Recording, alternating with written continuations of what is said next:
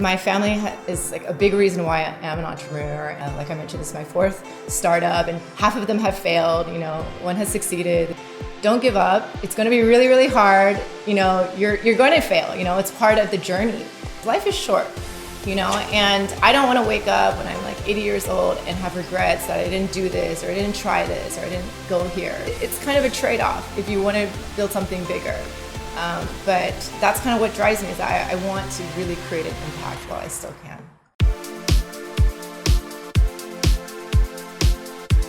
Welcome to YanaTV. We live in beautiful times when more and more people choose to have socially conscious businesses where they win hearts of their customers by providing exceptional service and also doing greater good for the society. And this is how we create community of raving fans.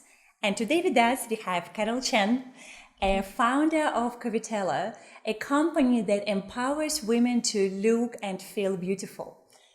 Carol, thank you so much for joining us today. Thank you for having me. And I know that you have an amazing story of how literally one girl's dream became a business that became almost like a movement, because now it's like every dress could be a Covetella dress. Exactly. Right? So what is the story? Well, basically, it started off when I was very young. So I was really shy growing up, and I had nerdy braces and thick glasses, and I just didn't feel like I had a lot of self-confidence. But, anytime I'd play dress up and put on my mom's jewelry or dresses or make dresses for myself out of blankets, I felt empowered and much more confident, like I could conquer the world, kind of like a Disney princess story. Oh, that's so good. I always knew I loved that experience and I wanted to provide that for other women. So I actually started off by wanting to be a fashion designer, and I went to school in San Francisco at the Fashion Institute of Design and Merchandising. And I started making these beautiful gowns and couture dresses. And then I had my own brand in LA making contemporary dresses, kind of like the one I'm wearing now. But what I realized over time is it's not very sustainable. Fashion is very in and out. You wear something for a few seasons and then it's gone and then it sits in your closet. And most women don't wear 51% of what's sitting in their closet. So that's kind of how Covetella started is, I had a bunch of dresses in my closet and my friends had a bunch of dresses sitting in their closet. Like we all do. Yeah, like we all do. And, through your friends, you always swap. Oh, I have a wedding to go to. Can I borrow your dress? And vice versa. So I really just wanted to provide this platform on a bigger scale. I already knew dress rental was very trendy in the US and other parts of the world. There was no one really doing that here in Singapore, but I didn't want to just buy a bunch of dresses and rent them out. I actually wanted to create a more sustainable solution where other people can monetize their closets by renting them out and we could all just share. And why not? Right? We were just chatting earlier and we said, we live in an economy when everything is shared. Absolutely. Like share houses, share cars. Exactly. These days, so why don't share clothes? Exactly. Especially because we don't really wear them, more than once or twice. With social media, I think once you take a picture on Facebook or Instagram, you're not going to wear it for at least another year. So, in the meantime, you can create extra closet space by putting it with our Covetella closet. And then a lot of women have rented out so many of their dresses that they've actually made all that money back that they spent on the dress. And now they have more money for new ones. Oh my God, I really like it. I really love your idea in the way that, it is a business that also helps other women to make money. Exactly. That's what I'm talking about when we say that, we are literally going into these times when if you're not socially conscious business, as just recently another YanaTV guest said, then probably in 5-10 years from now, you won't be around.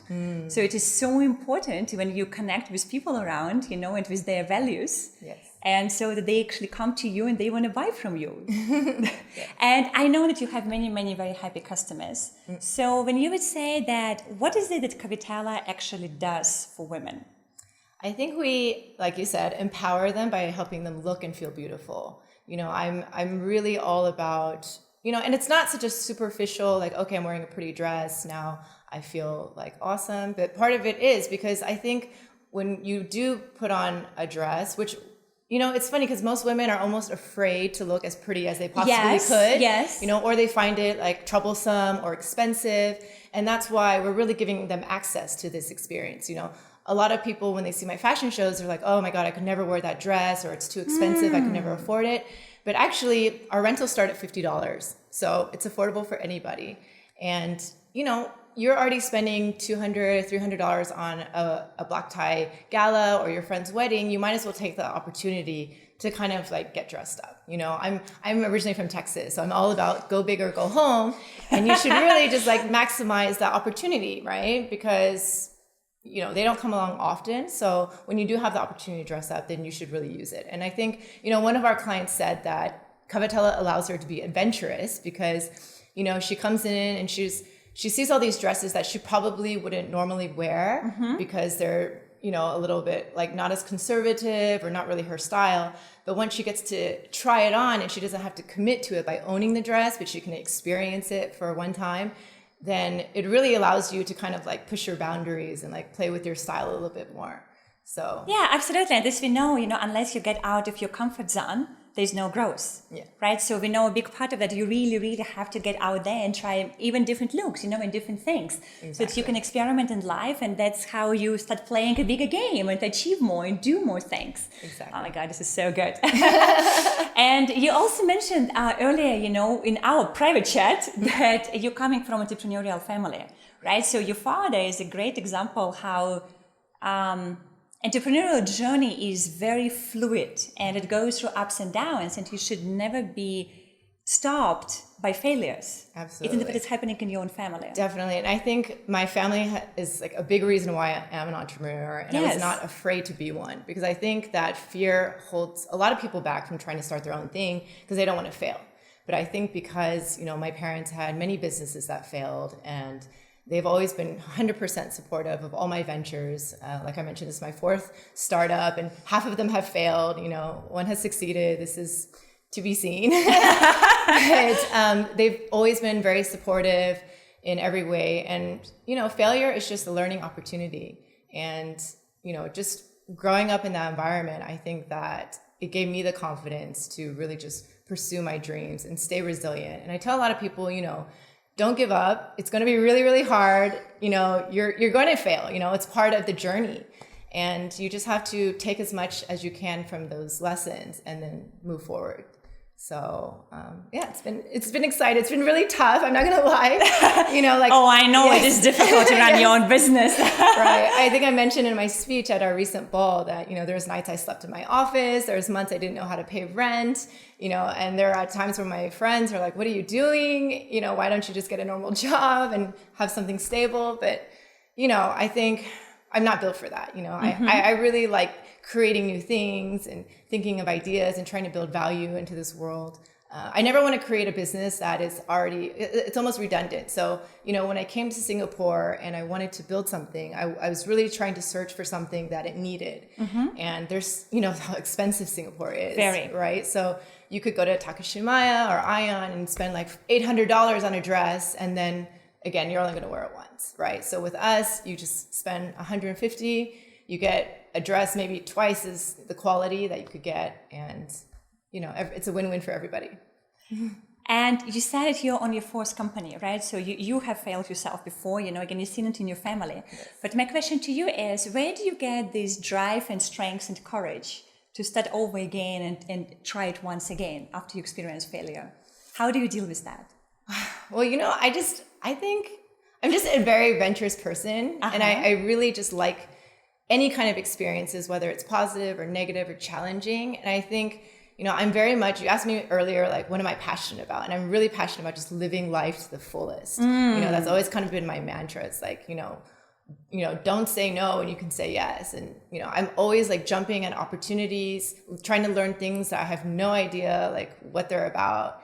And I think that has really kept me going, because it's just my drive to keep learning and to keep growing, because life is short. You know, and I don't want to wake up when I'm like 80 years old and have regrets that I didn't do this, or I didn't try this, or I didn't go here. So that's kind of what keeps me. Oh my God, it's such a beautiful example of a person who just goes there and lives life to the full. I can totally relate to that, you know, sure, but yes. I definitely do. But it's always such a pleasure, you know, to see people who really believe in that and follow there. Yeah. My God, this is just so incredible. And Carol, what would be your biggest dream in this life? Like, I know you're into experiments and adventures, but do you have like one really, really big dream that you would like to achieve? I think if I can just leave some kind of impact and just leave the world a better place than I found it, that's enough for me. And you talk about trying to play a bigger game, and I think that, I think I could be content building like a small business and, being a small business owner and making an impact with my community. But I think that there is that drive in me that really wants to build like a global company and make an impact on a bigger scale. And, a lot of that comes with sacrifices, right? Because it's much easier to run a small company than a big company.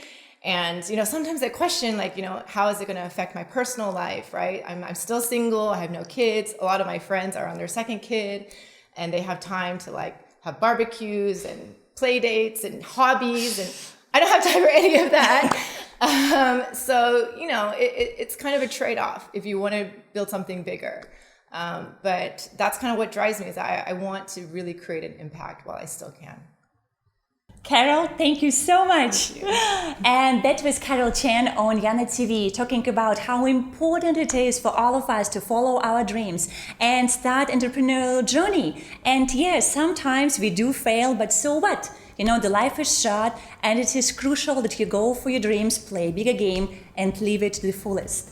And yes, of course, do share this video with friends. We always highly appreciate it, and we're gonna talk to you next week.